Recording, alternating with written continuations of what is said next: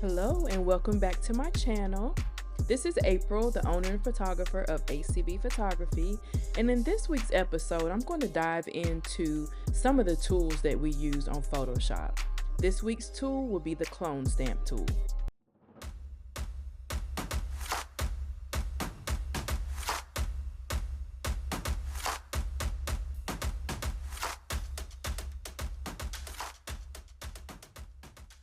Okay, so before we dive in, I wanted to just briefly explain what the clone stamp tool is before I demonstrate it.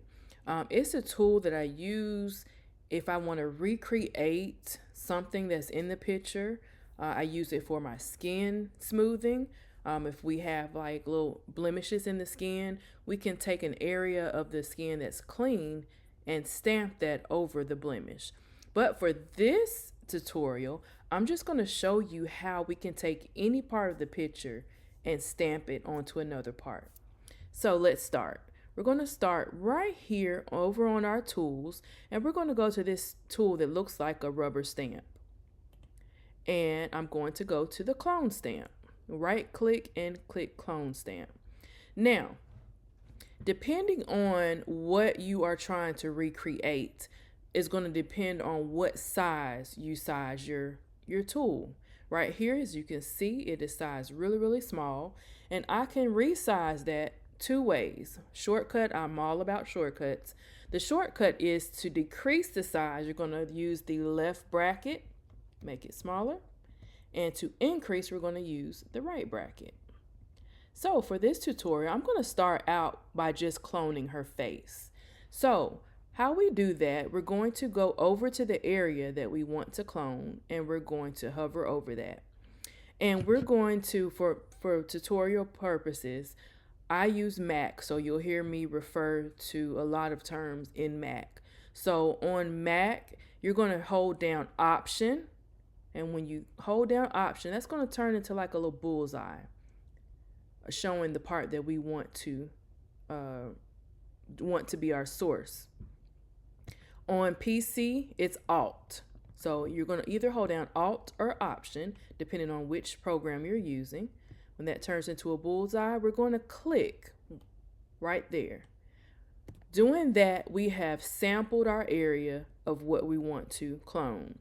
So you're going to move over to another area where you want to recreate that part, and you're just basically going to left click it and you're going to draw. And there it is. Now let's say that I wanted to clone her whole body.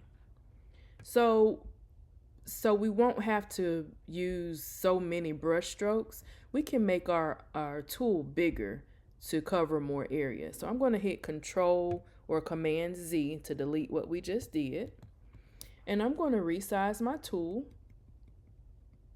a little bit bigger. As you can see, we got some of the outside there. So you want to just size it to where the part that you want cloned. So I'm going to leave it right there. Well, I'm just going to show you. Let's resize it real big. I'm going to hit Option. Then we're going to come over here. And there she is. There's two of her. And you're just going to brush over until you get everything in your picture. Now, let me show you. I'm going to hit Command Z. I'm going to show you one more thing. Up here, it's very important to know what type of brush that you're going to use depending on what you're cloning. On my skin smoothing, I make sure to use a soft, round brush. That way, there's not circles on the skin as we're clone stamping. For this, we could use a hard round brush, and I'll show you that here. Let's change it to a hard round brush. And we're going to hover over what we want to clone, and we're going to hit Option and click. And then we're going to come over here. Can you see the difference? There's no clouds around her like before, but do you see how hard the stamp is? That's going to be the difference right there.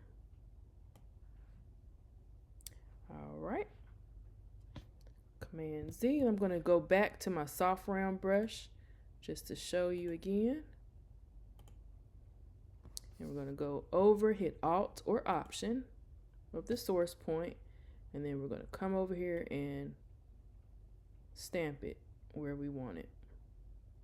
Now the soft brown brush, as you can see, is kind of revealing the area. You want to do that if you don't want that hard line around the outside. And boom, we've got her. And we have cloned. So that's it for this week's lesson on the clone stamp tool. I hope that you were able to learn something from the video. If you did, go ahead and give me a like and give me a comment in the comments. Let me know what you thought. Make sure that you're subscribed to my channel, as I will be doing many more videos on photography tips and tricks. Until next time.